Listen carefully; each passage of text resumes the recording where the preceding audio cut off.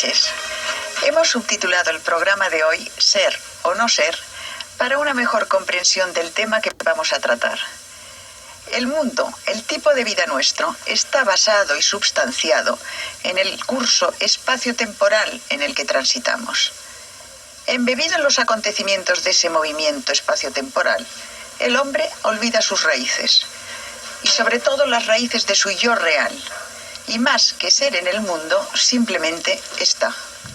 Y ese estar le pone a merced de lo circunstancial y lo transitorio, o sea, en manos del sufrimiento y de la muerte. Olvida lo permanente en función de la imagen cíclica y cambiante que le ofrece su ojo exterior y su mente más física.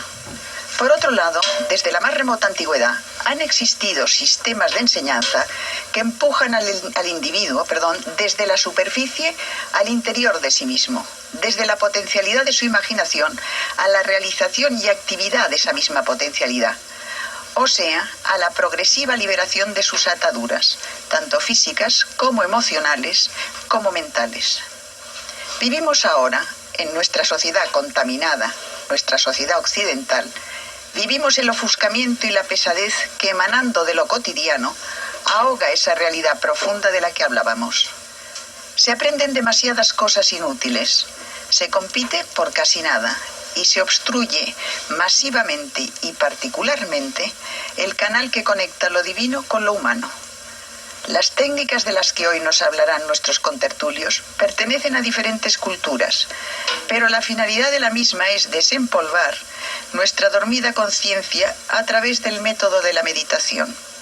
El problema está, pues, en elegir entre ser un individuo o simplemente estar en el mundo sin ningún sentido. Todo ello es una sugerencia para una mejor expresión vital. Escúchenlos.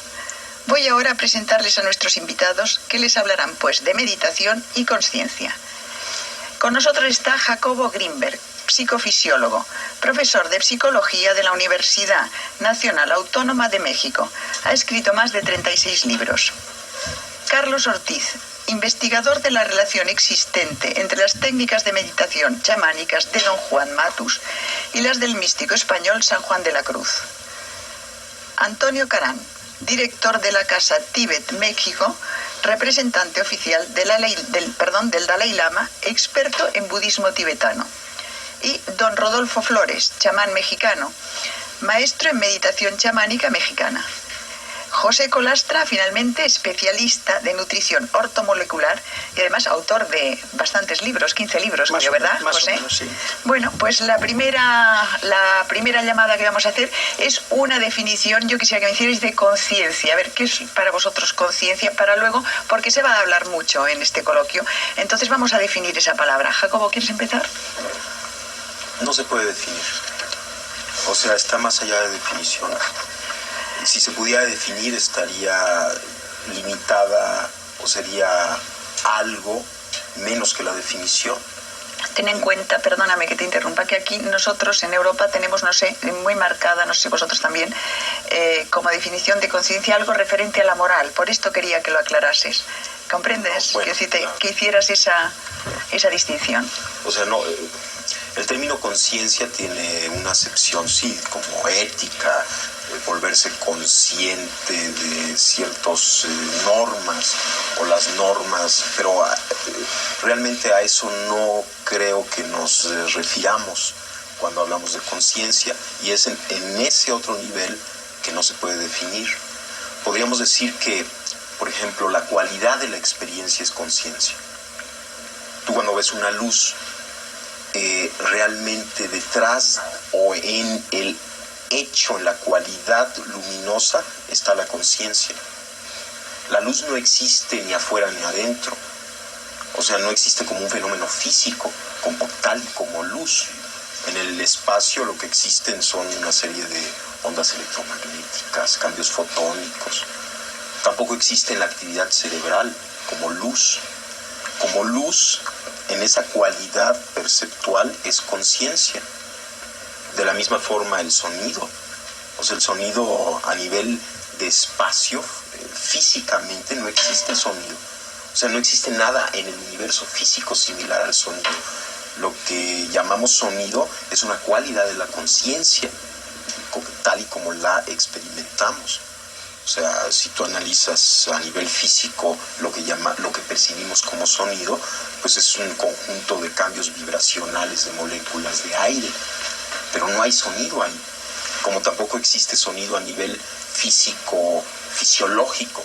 O sea, si tú penetras al cerebro y tratas de encontrar el sonido ahí, tampoco existe. Entonces es también una cualidad de la conciencia.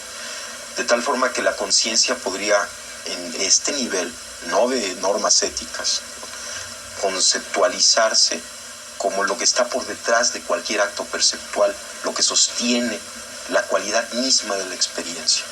Esto podría ser. Y existen muchos niveles de la conciencia. He mencionado dos.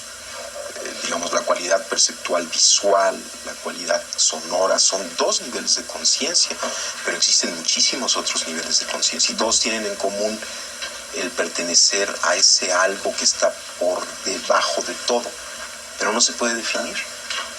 Yo quisiera a partir de ahora que todos interviniesen en el momento que quisiesen sin esperar que yo diese entrada, porque esto es una conversación entre amigos y que cada uno aporte lo que le parezca más conveniente. ¿Seguimos la ronda? Bueno, yo sí creo que Jacobo maneja un concepto muy profundo y muy amplio de la conciencia, ¿verdad? En realidad a mí me ha fascinado el concepto de la conciencia como un factor común que puede definir la evolución, ¿verdad? Porque ahora ya sabemos cómo poder definir la definición, la evolución. Se habla ya de la evolución de la conciencia. ¿Qué es lo que evoluciona? La conciencia, ¿no? Claro, en los términos más simples, pues la conciencia es una forma de percibir la realidad. Entonces yo percibo la realidad de una forma y después evoluciono mi conciencia y voy a percibirla de otra manera. Así de simple. Pero ese es un aspecto de la conciencia. La conciencia abarca todo, ¿no? Efectivamente. Es algo muy amplio. Pero sí hay, para definir esa evolución, se hablan de grados de conciencia. Van incrementándose los grados de conciencia, de claridad, de percepción de la realidad, de sentir la realidad, de comprenderla, entenderla, ¿verdad? Conforme se va evolucionando. Y es algo tan sencillo como decir, bueno, en la infancia nosotros teníamos un nivel de conciencia, ¿no? En la juventud hay otro nivel de conciencia y en la edad adulta hay otro nivel de conciencia. ¿Hay alguien adulto? Una pregunta. Porque creo que debe ser muy difícil en llegar a la edad adulta, ¿eh? No lo digo con sorna, ¿eh? Sí. No, la madurez, una persona plenamente madura, digamos que sería una persona en un máximo grado de conciencia. Se puede definir así, ¿verdad? Desde el punto de vista budista también esto presenta un problema, en el sentido de que la evolución de la conciencia no tiene fin y no tiene principio. Es un continuum de procesos de percepción como chispas en la realidad que se van gestando momento a momento ad infinitum. Y en ese sentido, en la pregunta que usted hacía con relación a ¿hay alguna vez, en algún momento se es maduro? Una pregunta que se hace mucho dentro de la tradición budista con referencia al estado último desde nuestro punto de vista de evolución humana, que es la budeidad, ¿no? Y se dice entonces si la budeidad es ese estado adulto, ese estado en donde se llega a esta maximización de la capacidad correcta de percibir la realidad. Y los budistas, los textos clásicos tibetanos y la tradición oral tibetana, dice que no, que este proceso de budeidad, en el momento en que se lleva a esta completa y pura estado de unificación perceptual, es solamente el principio de otro nuevo proceso. Y cuando se termine ese nuevo proceso, también ese estado de finiquitación de ese proceso, ¿no? Es el principio de otro, ad infinitum. Entonces, cuando hablamos de conciencia, hablamos de un proceso tremendamente complejo y, como bien decía Jacobo, muy difícil de definir, porque depende de a qué nos refiramos con conciencia.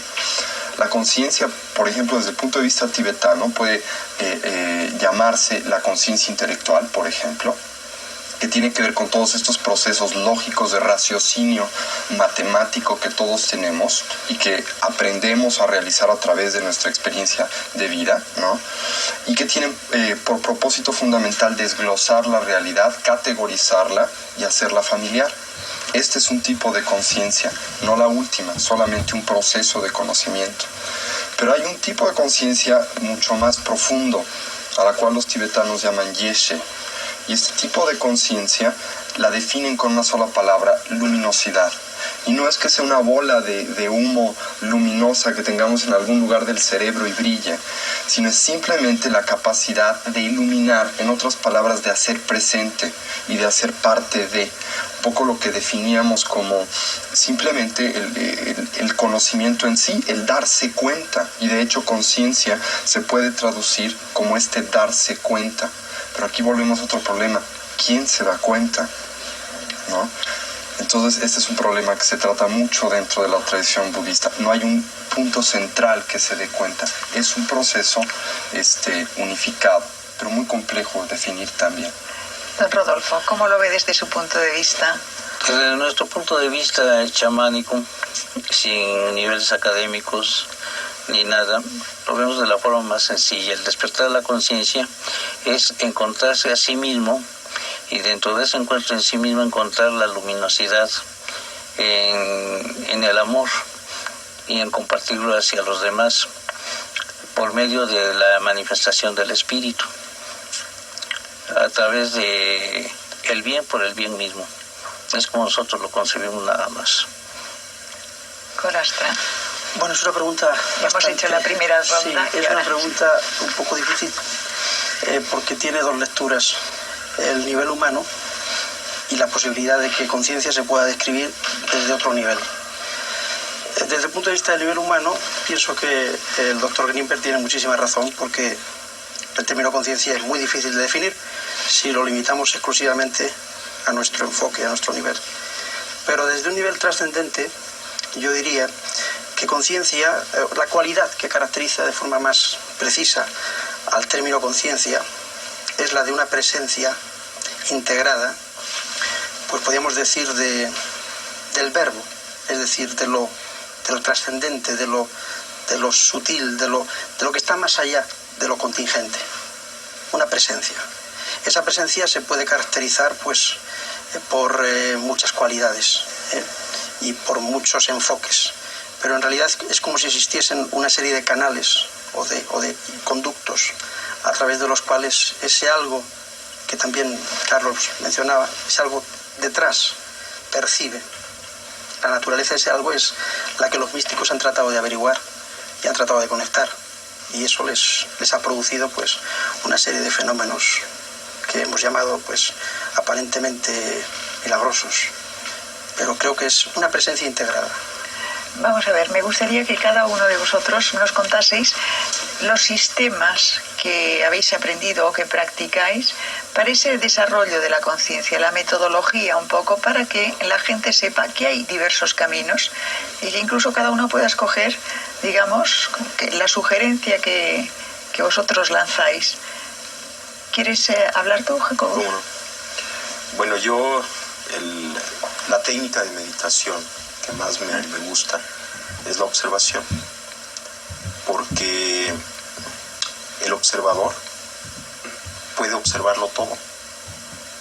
O sea, todo el conjunto de cambios que ocurren, todas las modificaciones, todos los pues la infinita variedad de experiencias, todas ellas se pueden observar, y por lo tanto el observador es el que unifica. De tal forma que cuando tú aprendes a observar, y cuando tú observas cualquiera de estos cambios desde esa referencia, el hecho mismo de poderlos observar te empieza a integrar. Por ejemplo, uno puede sentirse muy confuso o muy nervioso, ¿no?, en cierto momento. Bueno, uno, si recordara que puede observar el estado de confusión, el mismo instante en el que uno observa la confusión, se coloca en el punto de integración, fuera de la confusión. Porque ¿quién es el que observa la confusión? Pues no puede ser nadie dentro de la confusión. Por lo tanto, en ese momento uno recuerda que la naturaleza propia está más allá de esa confusión. Esto no quiere decir que la confusión no exista o que no esté ocurriendo. Está ocurriendo, es un fenómeno que está aconteciendo, pero el observador se encuentra siempre un paso adelante, por así decirlo, de toda la experiencia que está aconteciendo. O sea, de la no identificación con la circunstancia. Yo creo que es un poco más complejo que la no identificación, porque en cierto momento uno se da cuenta que todo lo que sucede es parte de la identidad. Esto es, parecería como que hay un proceso intermedio de no identificación, en donde la observación es para mí la técnica más extraordinaria, porque digamos es como la evidencia fehaciente, clara, de que siempre en nosotros existe algo trascendente, sin ideología. O sea, no necesitas acudir a ninguna ideología, sino que está ahí siempre, todo lo puedes observar. Y siempre hay algo que está observando con quien te puedes conectar. Y aquí lo pongo entre comillas semánticas, esto de con quien te puedes conectar. El simple hecho es que lo puedes observar y el observador se coloca fuera del evento.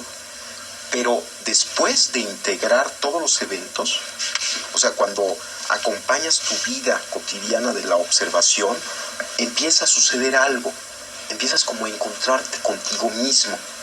Es una técnica, es una herramienta simplemente que te ayuda a unificar, porque por definición el observador es lo que unifica. Entonces, utilizando la observación, incrementas la posibilidad de unificación en ti mismo. Y llega un momento en que simplemente te conectas con la realidad, estás en la realidad, y en ese momento toda la discusión acerca de identificación o no identificación ya no existe. Estás más allá de identidades o no identidades, pero tuviste que pasar por un periodo intermedio de desidentificación a través de la observación para llegar después a algo que es dificilísimo definir, lo que es ese contacto con la realidad, porque ahí ya no hay ni afuera ni adentro, ni siquiera hay observador, ni observado, no hay observador ni observado. Simplemente eres tú mismo, y todo lo que acontece. O sea, acontece, y no importa, todo es igualmente importante. Sí, a mí me gustaría apoyar lo de Jacobo, pero dando la interpretación simbólica que da San Juan de la Cruz al respecto, que es muy claro. En su famoso poema de la noche oscura, habla que el alma sale de sí misma, ¿no? En la oscuridad de la noche, ¿no? Cuando ya la casa está quieta, sosegada, en silencio, ¿no? Es un simbolismo clarísimo de la idea del observador. Por eso es tan importante saber que cuando se está observando a uno mismo, ¿verdad? Está uno en el nivel del alma, hablando del cristianismo, ¿no? En el caso de don Juan Matus, hay esa percepción dividida. Y cuando uno está observándose, ¿verdad? Está uno en una especie de percepción dual. Y en uno de los niveles de esa percepción está uno en lo que llama el conocimiento silencioso, o sea, en el nivel del espíritu, ¿no? Y en el otro está en el nivel de la razón, ¿no? O sea, coinciden perfectamente tanto San Juan como don Juan. Y ese es el trabajo de hacer que el alma salga. Durante la meditación se supone que el alma sale, se oscureció el cuerpo, se suspendió el diálogo interno, ¿verdad? Eso ocurre, se supone, durante la meditación. Y la meditación que propone don Juan Matus es, a través de esa suspensión del diálogo interno, como que nos vamos separando hasta que nuestra percepción queda dividida. Y sí considero que es un proceso muy importante de intermedio antes de llegar a algo más avanzado, como lo decía Jacobo, pero creo que el primer paso es desidentificación. De hecho, toda la idea cristiana, todo lo que plantea Jesucristo es una desidentificación, es un desapego. La idea de la renuncia es desidentificarnos de esa involucración que decías muy bien en la introducción, ¿no? ¿Cómo estamos? No somos, sino estamos en un proceso de involucración total con el mundo, ¿no? Entonces tenemos que salir del mundo, pero no es del mundo, digamos, el mundo de todos los días, sino del mundo de acá adentro que hemos introyectado. El mundo de los apegos exteriores. De los apegos y de las identificaciones. Es del que nos tenemos que salir, el alma tiene que salir, sin ubicarnos. Y a partir de ese trabajo de estar como en una percepción dual constante, entonces vamos a empezar un proceso muy importante, ¿no? Que ya estaba describiendo algo, ¿no? Había un programa de televisión hace muchos años que se llamaba ¿Cómo es, cómo se hace? Pues esa es la pregunta que voy a lanzaros ahora a todos. Si quieres contárnoslo desde el punto de vista budista, luego volvemos y os vais interrumpiendo y vais comentando. Sí, claro. Y seguimos. Desde el punto de vista budista, definir un poco este proceso de trabajo interior o de trabajo psicológico, porque de hecho es un trabajo psicológico que desde el punto de vista budista está muy alejado de toda una metodología religiosa o una visión mística. Es una transformación de nuestra percepción para percibir correctamente. Y si lo tuviéramos que definir en pocas palabras, creo que lo haríamos con 3. Primero, un proceso de concentración. ¿Qué es un proceso de concentración?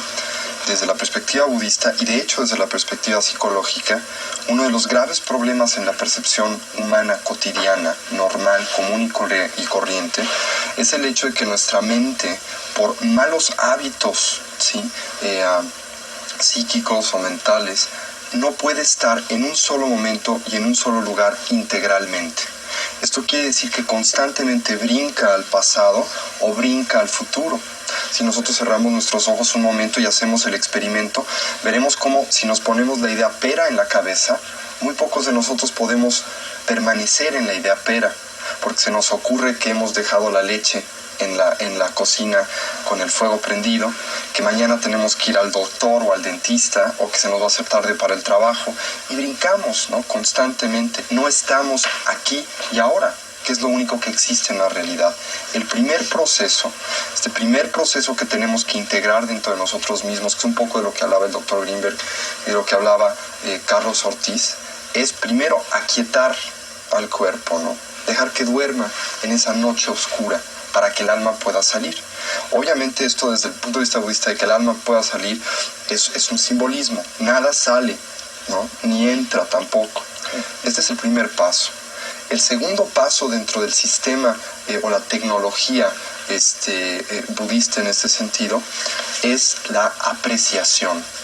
Una vez que paramos, ¿sí?, esta serie de proyecciones que le hacemos a la realidad y de prejuicios que son el resultado básico de estar en el futuro y en el pasado, de prejuiciar mi realidad o de proyectar en ella fantasías, y específicamente formas fantasiosas de existencia, que son que las cosas las vemos como eternas, independientes y no cambiantes, ¿sí? O tratamos de verlas así, y esto está completamente en contradicción como con las cosas realmente son, transformativas, impermanentes, interrelacionadas, etc.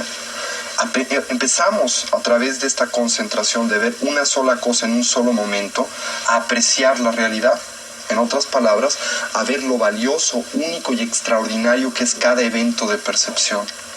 Poéticamente hablando, el mundo tibetano le llama a esta percepción, a esta apreciación de la realidad, el descubrir la magia de lo ordinario. El hecho de que cada evento, por ordinario, común y corriente que aparente ser, es extraordinario, porque algo vivo y algo real acontece en cada instante y en cada momento. Este es el segundo paso, es este extrapolarse o salirse, que insisto, no es un salirse, sino es un abrirse, es un apreciar la realidad. Y después de esta concentración y de esta apreciación de la realidad, viene el entendimiento de la misma. Y el entendimiento de la misma es la fusión directa, la integración o la síntesis de la percepción con la realidad, más allá de sujeto experimentador y objeto experimentado. Esto no quiere decir que hay un extra, un espíritu en los aires que percibe más allá de esto, sino que desde el punto de vista psicológico lo que sucede es que lo que importa en este momento tan especial de percepción ya no es el observador que se desdobla para percibir y trae a sí mismo la percepción, sino la relación. deja de importar observador y observando, y lo único que existe e importa es la relación.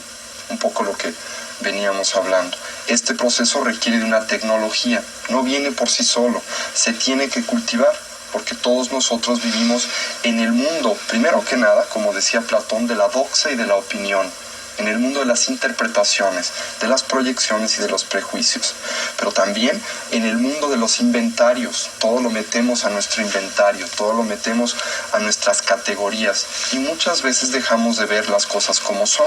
Y cómo son, ¿sí? Es un problema muy extenso dentro de todo este conjunto de desarrollo de la conciencia. Pero podríamos decir desde el punto de vista algo budista, algo muy, muy sencillo, pero muy bello. ¿Cómo son? Extraordinarias, únicas. Un poco es eso. Don Rodolfo. Pues estoy de acuerdo con las tres personas antes de Jacobo, Carlitos y Marco. Nosotros también llevamos el mismo sistema de la concentración primero para poder llegar a un desarrollo psíquico y poder tener la suficiente capacidad de desligarnos de la vida real, que se le llama aquí, ¿no? Para llegar a la vida interior y poder percibir todo lo que está a nuestro alrededor. Pero las técnicas pues no varían, son las mismas, ¿no? La concentración, la entrega total, ¿no? El desprendimiento de todas las cosas que nos atan aquí, en el aspecto materialista. Pero vamos a ver, nosotros, por ejemplo, si pensamos en una actividad de un budista, nos imaginamos a un señor sentado en la postura del loto, rapado, vestido de amarillo y en una celda de un monasterio o en un templo. ¿Ustedes cómo lo hacen? Nosotros lo hacemos de la forma más sencilla y simple, ¿no? Nosotros podemos hacer nuestra concentración en cualquier lugar, siempre y cuando saneemos primero el ambiente, ¿no? Sanear el ambiente es decir, pues, evitar todo tipo de vibraciones negativas, ¿no? Pero lo único que tenemos que hacer es sentarnos, concentrarnos y recibir esa energía que nos da la capacidad de la percepción o del acecho, como decía aquí Jacobo, ¿no? Creo yo que es de lo más simple, ¿no? Que pues hemos heredado por el tradicionalismo, por lo que sea, ¿no? Pero pienso yo que también es la capacidad del individuo en el entregarse, en el darse, ¿no? Para poder recibir eso. Yo quisiera añadir una cosa antes, que creo que es un poco importante en la tradición budista. Nosotros generalmente cuando hablamos de budismo, muchos sí nos imaginamos a gente rapada en un monasterio meditando, ¿no? Esto es una imagen correcta desde cierto punto de vista, puesto que esto hacen los monjes budistas, pero estrecha, porque no es solamente eso lo que hacen. La meditación, primero que nada, este proceso de desarrollo de la conciencia de atención, primero que nada requiere una técnica que nos permita entrar en el mundo de la concentración. Para entrar en este mundo de la concentración tenemos que tener un laboratorio controlado. No podemos hacer un experimento a grandes planos si primero no lo hemos controlado en medios controlados de laboratorio. En otras palabras, nos tenemos que salir un poco del mundo discursivo, del mundo de ruido, del mundo de las presiones, del estrés, a un ambiente controlado. Segundo, tenemos que simplemente sentarnos. Yo disiento. ¿Tú disientes? Sí. No necesariamente pienso que debe ser un ambiente controlado. Desde el punto de vista budista se tiene que empezar así.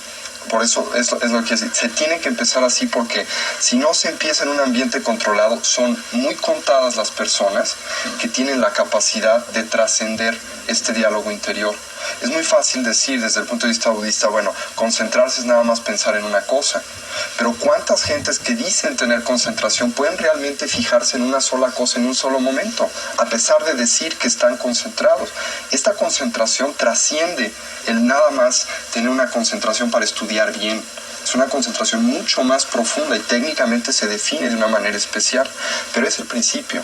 Después de que se ha logrado algún resultado en esto, entonces la meditación se convierte en lo que se llama meditación en acción. En otras palabras, que ya podemos ser conscientes en todo momento del día y en todo lugar, nos podemos dejar crecer el pelo, podemos salir del monasterio, ¿sí?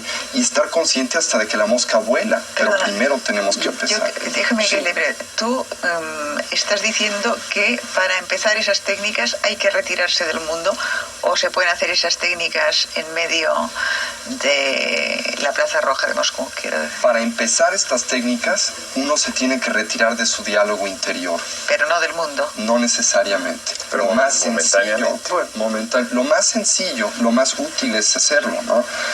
Si estamos en medio de la Plaza Roja y somos guardias y nos están dando órdenes, es muy difícil que tengamos el tiempo, la conciencia de hacerlo. No imposible, y hay técnicas para hacerlo dentro del budismo, pero es difícil.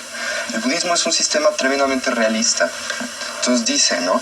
Es muy fácil andar en bicicleta, pero si ustedes no primero aprenden con 2 rueditas, luego le quitan otra y luego el padre lleva la bicicleta, pues sí, habrá alguien que pueda andar a la primera, pero será el 1%. Sin embargo, hay muchas más vías aparte del budismo. Sí, La vía chamánica es una de ellas, ¿no?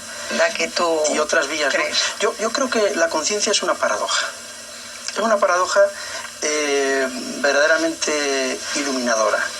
Porque el observar la realidad y ser consciente al mismo tiempo de los propios procesos internos puede llegar a clarificarnos el horizonte.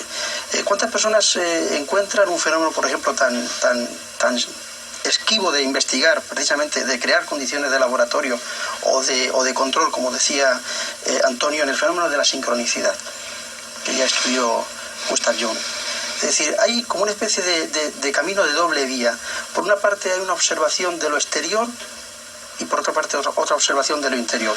¿Cuántas veces un sueño, una visión onírica, nos plantea una imagen que después se refleja en el exterior? Y nos confirma que el exterior y el interior son la misma cosa.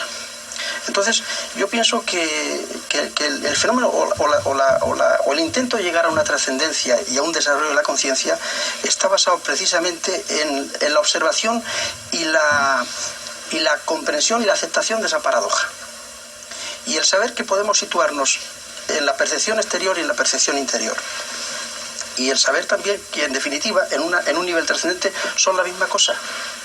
Entonces, si partimos de esa base, y sobre todo en el aspecto de la educación, en la cual Jacobo es un experto en el tema de trabajo con niños, nos damos cuenta de que, simplemente se trata de educar la observación, de saber qué es lo que vemos y qué es lo que ve dentro de nosotros. ¿Tú practicas alguna técnica especial? Sí, yo utilizo, en el tema meditación, utilizo la meditación con cristales de cuarzo, porque pienso precisamente que una forma muy fácil de desarrollar ese tipo de contacto es la observación del nexo que hay, de la unión real, de la red que es la que está formada entre el ser humano concreto y todo lo que le rodea, el continuo que le rodea.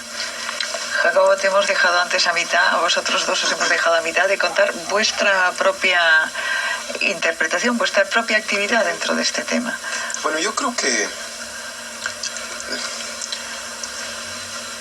no sé cómo decir lo que estoy sintiendo o lo que estoy pensando. Yo pienso que hay que encontrarse a uno mismo. Y en esto estoy totalmente de acuerdo con don Rodolfo. Y en este encontrarse a uno mismo, todo adquiere significado. Y entonces, tanto lo que sucede en el mundo como lo que sucede dentro de nosotros es integrado. Es parte ya de un encuentro, se ve desde ahí. Es delicioso el momento en el que uno pierde todo concepto y toda preconcepción y todo aparece fresco y todo es nuevo y esta observación de momento a momento, como decía Tony, acontece, pero hay algo que está detrás de esta percepción y que yo no puedo pensar que no exista, y es uno mismo, que no es el ego. No es el sí mismo que diría Ibn Arabi o sí, es el los sí místicos mismo, estos. que está más allá de Más todos allá, los eventos cambiantes, es algo que uno tiene que encontrarlo y también es muy difícil definirlo.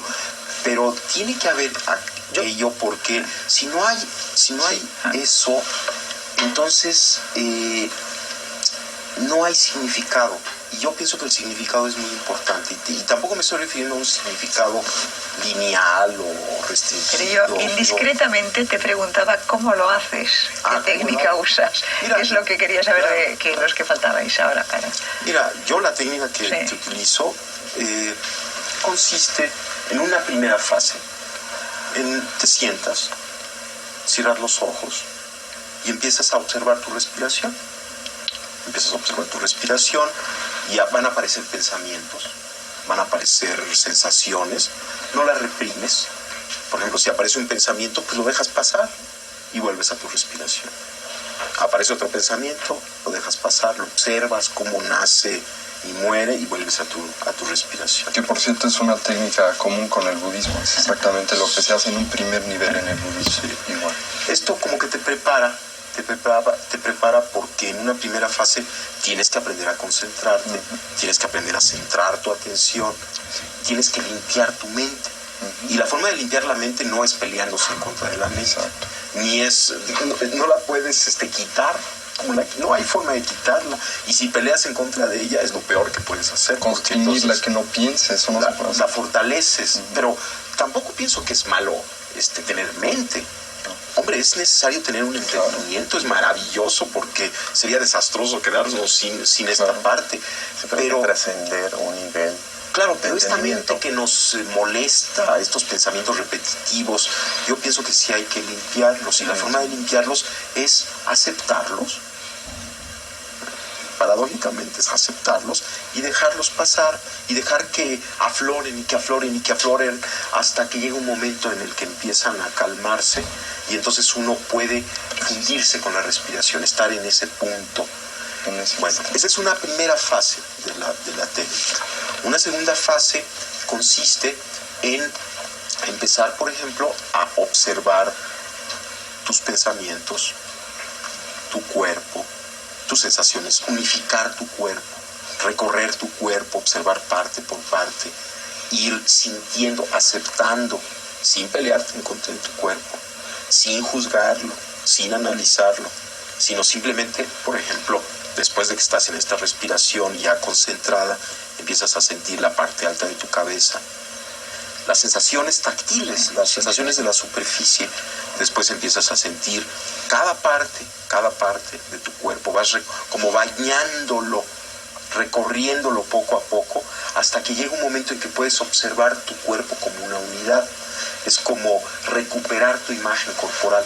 Entonces observas tu cuerpo, estás de testigo de tu cuerpo al mismo tiempo que sintiéndolo. Cuando logras hacer esto, el budismo, porque es una técnica budista, ya vipassana, es una forma muy extraordinaria de curarse, de limpiarse, además de colocarse en el punto de observación en donde puedes percibir todo tu cuerpo como una unidad. Estás aceptando todo lo que sucede ahí, pero estás en una posición trascendente con respecto al mismo. Exactamente. El siguiente paso es empezar, en la técnica que yo practico, es empezar a activar una percepción simultánea, de tal forma que percibes todo tu cuerpo, con todas sus sensaciones corporales, y simultáneamente tu respiración. Exactamente. El siguiente paso implica, por ejemplo, poner atención a tus pensamientos. Entonces, percibes tus pensamientos, qué pensamientos hay, qué relaciones hay entre un pensamiento y otro, qué redes de pensamientos acontecen, y las percibes con la misma actitud que percibiste tu respiración, tu cuerpo, sin juicios, sin análisis, aceptando todos los pensamientos que acontezcan, pero colocándote de testigo de los mismos. Estás al mismo tiempo sintiendo, viviendo tus pensamientos, pero en el punto de trascendencia con respecto a ellos. La siguiente fase implica observar simultáneamente tu cuerpo, tu respiración y todos tus procesos mentales. Una observación simultánea. Bueno, una vez que acabas esto, que puedes realizar esta observación simultánea, empiezas a poner atención a tus emociones. ¿Qué cambios emocionales hay? cuáles son los tonos emocionales, la luminosidad emocional, las cualidades de la emoción, y observas tus emociones con la misma actitud con la que observaste tus pensamientos, tu cuerpo y tu respiración. Cuando logras esta observación de tus emociones, observas simultáneamente tu respiración, tu cuerpo, tus pensamientos y tus emociones. Después empiezas a observar de la misma forma tus imágenes internas, hasta que logras una percepción, una observación igual que como observaste el otro, sin juicio, sin análisis de tus imágenes internas, y haces simultánea la observación de tu respiración, tu cuerpo, tus pensamientos, tus emociones y tus imágenes internas. Pero el siguiente paso consiste en observar los sonidos del medio ambiente y observarlos de la misma forma en la que observaste tus pensamientos, tus emociones, tu cuerpo, y hacer una observación simultánea de medio ambiente, cuerpo, emociones, pensamientos, etc. Después, observar el mundo visual. Llega un momento en que cuando puedes hacer una observación simultánea de todos los componentes de tu experiencia, sucede algo extrañísimo. Hay una especie de umbral que se atraviesa y te conectas contigo mismo. Pero ¿quién es el ti mismo con quien te conectas? No se puede describir porque está unificando todo aquello.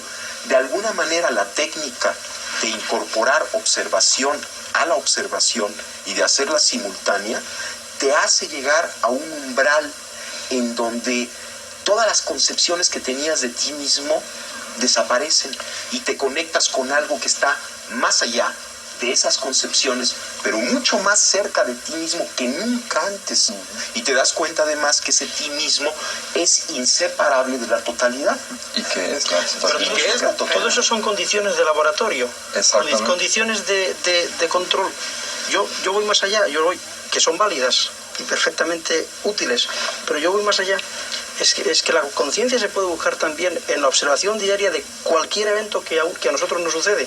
Pero perdón, es exactamente lo mismo. Sí, bueno, en el momento en que logras la observación del mundo visual, del mundo auditivo, de tu cuerpo, entonces, estás pues, en cualquier lugar, en cualquier situación, y estás observándolo desde el mismo punto de referencia. Lo único que se dice es que si no hay un proceso previo de capacidad de atender, entonces en lugar de observar, nos estamos yendo con las cosas, un poco lo que decía Jacobo, para profundizar nada más una cosita. Yo diría que más bien de lo que se trata es de trabajar sobre el tema educativo, Sí, porque claro. me parece que el niño tiene la frescura suficiente, la capacidad suficiente en un sistema educativo idóneo para ver todo esto como una cosa totalmente natural. La forma en la que el niño percibe la realidad es totalmente instantánea y directa. Entonces estamos hablando y estamos dando la sensación o la imagen de que necesitamos este proceso. Y posiblemente lo que necesitemos no es este proceso, sino no degradar una capacidad natural que tenemos desde que llegamos al mundo y que podemos ir ampliando progresivamente. Perdona que diga, pero como este programa lo hacemos para personas que deben estar hechas una ruina, entonces casi mejor Pero es que no hablemos de damos la niños. impresión de que necesitamos para adultos, digamos, mejorarnos. estábamos contando un Eso poco es. la historia. Me perdonáis, pero Carlos Ortiz no ha dicho Me su gustaría parte en mucho este tema. continuar con el simbolismo, ¿no?, de San Juan de la Cruz. Es importante aclarar que en ese proceso de separación estamos hablando de todo, del desapego, de la desidentificación. Para poder observar está uno desapegándose, salir de uno mismo, ¿no? Dice San Juan de la Cruz en su poema. Para eso hay que hacer la noche oscura del sentido, es decir, de los sentidos de las emociones que se da en la meditación. O se puede dar instantánea, porque hay que hablar de la meditación momentánea e instantánea, vamos a decirlo así, ¿no? Se tiene que dar la noche oscura del entendimiento, o sea, se ve la realidad sin juicio, y ahí se entra la percepción directa. Ahí está. Por eso hay que hablar de ese tipo diferente de meditación, pero que hay que entrenarla en el laboratorio, como dices, en la meditación de sentado, ¿verdad? Y se da la noche oscura de la memoria, o sea, de ubicarse en el aquí y el ahora, ubicarse en el pasado y olvidarse del futuro. Así tiene que ser, ¿no? Y también la noche oscura de la voluntad, en cuanto a esa suspensión momentánea de esa voluntad reactiva, ¿verdad? se suspende de pronto, por un momento. Entonces, ya nos ubicamos en dos tipos de meditación. Una que es de sentados, ¿verdad?, donde se nos va a facilitar ese entrenamiento de ¿qué? De hacer noche oscura, de todo nuestro cuerpo y mente, para podernos salir, es decir, desapegarnos. Con ese entrenamiento ya podemos ir a la realidad con los ojos abiertos, ¿verdad?, y estar practicando esa observación de silenciarnos, ¿no?, instantáneamente, y ver el mundo, ¿no? Ahora, don Rodolfo, yo quería preguntarle, ¿tiene usted más facilidad que la gente que estamos educados en esta vorágine occidental e intelectual, digamos, que el resto? Usted y personas como usted. Bueno, en el aspecto de la meditación no lo hacemos nosotros tan complicado ni nada, ¿no? Es una forma sencilla y natural. Perdone, pero es que a lo mejor usted no lo necesita. Pero pues es que hay un fin. Hay un fin el que sigue el chamán desde un principio, ¿no? El chamán piensa en el aspecto de nosotros. ¿Por qué quiero ser chamán? ¿Por qué quiero conocer esto? ¿Para qué lo quiero? ¿Para qué lo necesito, no? Entonces viene el desprendimiento del ego. O sea, lo necesito y lo quiero para servir a los demás, para darles a los demás, para participar en la vida activa de la sociedad, pero inculcando una nueva idea de la desintegración del materialismo. ¿Pero solo con este fin o va más allá? El fin también de llegar a la evolución, el fin de alcanzar mayores niveles de conciencia, el acercamiento, por decirlo, a Dios, ¿no? De llegar hacia Dios. El chamán en México se basa mucho sobre la filosofía o la doctrina del Maestro Jesús de Nazaret, ¿no? Amar al prójimo como a ti mismo. Entonces seguimos todos los principios de ello. Si vamos a hacer una cosa, la vamos a hacer con todo el amor debido para que salga bien. Si no tenemos esa capacidad de amor, pues no podríamos hacer nada. Si lo hiciéramos por el dinero, lo hiciéramos por los obsequios, o lo hiciéramos por todo ese tipo de cosas, o porque se nos corresponda con agradecimiento y esas cosas, pues no sería seguir esa enseñanza. Entonces lo hacemos con el fin de alcanzar el tesoro propio de la satisfacción de dar por dar. ¿Son ustedes capaces de acelerar la práctica de otra persona? Pues todo depende también de la persona que quiera recibir este tipo de enseñanza, ¿no? Podríamos decirle. Ninguno de nosotros somos maestros. Todos siempre estamos aprendiendo. Entonces yo estoy aprendiendo mucho de ellos. Pero en diferentes grados. Pues digo, yo me considero siempre un discípulo de todos mis amigos, de todas las personas con las que trato. Él ha tocado un tema importantísimo que no podemos que no podemos soslayar, es el tema del amor. Hablamos de conciencia, pero conciencia sin amor o con amor. Es que si no hay amor, si nos limitamos solamente a definir la conciencia como una cualidad perceptual o como una cualidad de testimonio, atestiguadora, estamos dejando atrás o estamos olvidándonos de algo que es fundamental. Es que la verdadera conciencia requiere amor. O sea, desde el punto de vista budista, cuando hablamos de amor, hablamos de la motivación. ¿Qué es lo que motiva al guerrero espiritual, al bodhisattva, ¿no?, a actuar en el mundo? Lo motiva el poderse relacionar con él. Pero aquí hay algo muy importante desde el punto de vista de la tradición budista, que la motivación es fundamental. El querer ayudar, el querer aportar nuestro conocimiento en pro o en beneficio del prójimo. Esto es fundamental. Pero otro de los temas muy, muy importantes que tenemos que tocar es que no es suficiente el querer ayudar, hay que saber ayudar. Porque si no, lo único que vamos a hacer es contribuir con nuestro caos personal al mundo. O sea, mucha gente quiere ayudar, pero muchas veces interpretamos ayudar como el imponer nuestros sistemas, nuestras resoluciones, nuestras soluciones al prójimo, cuando pueden ser completamente erróneas para él. Y esto es muy importante. Por eso la conciencia, como decía José, es fundamental para el amor. Y el amor es fundamental para la conciencia. O sea, hay que conocer para amar. Hay que conocer para amar y hay que amar para conocer.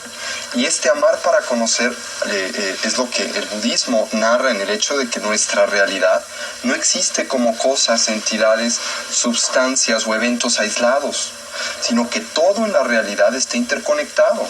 Esto es obvio, no es descubrir el hilo negro. Es el hecho de que si estamos aquí es porque hay unas cámaras, unos operadores de las cámaras, hay un auditorio, está usted que conduce el programa, en fin, hay miles de casos y circunstancias que hacen posible el hecho de que las personas que nos están viendo nos puedan ver. Entonces, lo que yo hago en este estudio afecta a millones de personas, pero al mismo tiempo lo que ellos piensan de este programa afecta a este programa, ¿no? Entonces, mi motivación tiene que ser poder ayudarlos a ellos. ¿Cómo? Agradándoles para que el programa pueda existir, ¿no? En otras palabras, este conocimiento de cómo existen las cosas, esta sabiduría, esta conciencia, que es esta interrelación, me brinda amor. Porque obviamente cuando me doy cuenta que todo está interpenetrado, que todo se interrelaciona, me tiene que interesar todo. Porque si no me interesa todo, tampoco me puede interesar yo. Es un poco lo que el Dalai Lama dice que es el egoísmo educado o el egoísmo sabio, a diferencia del egoísmo estúpido. Es el quererme ayudar sabiendo que para poderme realmente ayudar tengo que ayudar a todo lo demás. Y esto es muy importante. Pero sí quería hacer esta aclaración. Estoy de acuerdo completamente con lo que hemos dicho, pero que no es suficiente querer ayudar. Hay que saber ayudar. Porque si no, se corre muchas veces el peligro de, a la manera, por ejemplo, medio oriental, de querer imponer al infiel lo que está bien, porque esto lo va a liberar, ¿no? Y entonces pues vamos a matar a todo el mundo, etc. El problema que acabas de nombrar no es tanto de una imposición, sino de un desconocimiento de su propia ley, que no es lo mismo. ¿Eh? Yo quisiera decir algo. Yo me refería a un umbral. En esta observación simultánea tiene toda una base o explicación fisiológica este umbral. Y es algo muy, muy espectacular el llegar a él. Porque cuando se llega a él hay un cambio en el sentido de que ya no se quiere, y aquí un poquito difiero de lo que acaban de decir mis compañeros, ya no se quiere ayudar o no ayudar, ya no se acompaña la conciencia del amor, sino que se vuelve lo mismo. Pero esto ya es un paso muy evolucionado. No hay ni conciencia ni amor, simplemente hay esta realidad. El ser. Ajá, y es todo amoroso, sí. No tiene una cualidad de amor añadida, sino que es lo mismo. Pero ahí estás hablando ya de la iluminación en sí. Antes de la iluminación, para partir y poder llegar a este proceso, tiene que haber la conciencia de amor. Yo creo que nos hemos dejado, perdóname, a Carlos Ortiz, que no nos ha acabado de contar exactamente cuál era su técnica y su método. Bueno, que eso sí también más o menos le he dicho. En pocas palabras, la noche oscura de San Juan de la Cruz, la noche activa, ¿verdad? La noche activa. Ese es suspender el diálogo interno. Simplemente suspender el diálogo interno, suspensión de procesos intelectuales, incluso emocionales, ¿no? Y si suspendemos el diálogo interno, digamos como que nos vamos separando, vamos a tratar de explicarlo, ¿no? En cualquier sitio, en cualquier momento, o se necesita un lugar específico, como decía antes Tony. El hacerlo en un lugar específico va a reforzar esa posibilidad. Pero hay que comprender que lo importante es ya sacarlo a la acción, ¿no? A veces se olvida eso. Ocurre mucho que se mediten sentado, pero después el diálogo interno empieza. Entonces, eso va a reforzar a la clave de todo, que es suspender el diálogo interno. Entonces, en la vida salimos a suspender, a parar el mundo, porque es tan difícil suspender el diálogo interno, que es parar todo un mundo, es parar todo nuestro mundo que traemos aquí. Y se va dando curiosamente ese proceso como de separación conforme vamos suspendiendo el diálogo interno, hasta que vamos quedando separados. Es decir, ya después estamos ya observando. Al observar, paramos el diálogo interno, hacemos noche oscura, ¿no? Y hasta que ya nos quedamos en los dos, por decirlo de alguna manera. ¿Qué significa eso? En el momento en que uno ya está trabajando la meditación constantemente y está consciente de todo lo que está ocurriendo. ¿Qué ocurre ahí? ya desde que empiezo a desprender el mundo, el diálogo interno, esa mecanicidad de nuestros pensamientos y nuestras acciones, se empieza el ver, que es la contemplación en el místico. Y empieza a ver uno los significados profundos de la existencia. ¿Por qué? Porque ya está uno en la percepción directa del mundo. Antes uno veía con el filtro, decía don Juan, que estábamos siempre un paso atrás, ¿no? Porque entre yo y el mundo está la descripción que tengo en mi cabeza. Entonces estoy viendo el mundo a través de un filtro, ¿no? Entonces hay que apagar ese filtro a través de la suspensión del diálogo interno. Ya veo directamente, ¿verdad? Hay la percepción directa y ya estoy como dividido, lo cual me va a llevar a la larga a un proceso impresionante que me va a permitir ir conciliando los opuestos de la vida. O sea, si logro mantener esa posición de meditación activa, de estar en dos lugares al mismo tiempo, como dice don Juan, estar en el lugar del conocimiento silencioso y de la razón al mismo tiempo, si mantengo esa posición, se empiezan a conciliar los opuestos de la vida y empieza uno a ver la vida de otra manera. Yo quería saber... La paradoja que yo mencionaba antes al principio, de la conciencia de doble vía. Ahora, yo quería preguntaros una cosa. ¿Una mayor adquisición de conciencia es de alguna manera un mayor desarrollo energético? ¿Hay una relación entre conciencia y energía? ¿El proceso de aprendizaje genera una mayor energía en el individuo o un mayor despliegue? ¿Y hay una relación? Pero ¿desde qué punto de vista quieres? Energético. Desde el punto de vista fisiológico, por ejemplo. Biológico.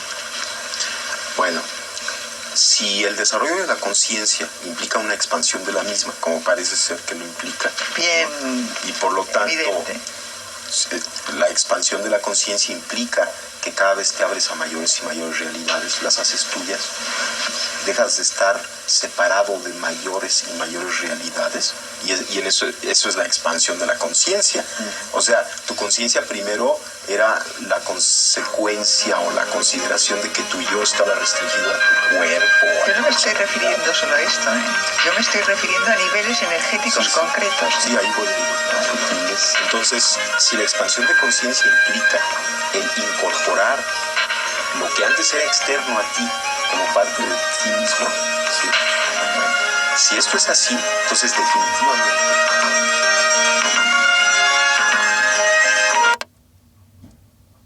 Voy ahora a presentarles a nuestros invitados que les hablarán pues de meditación y conciencia.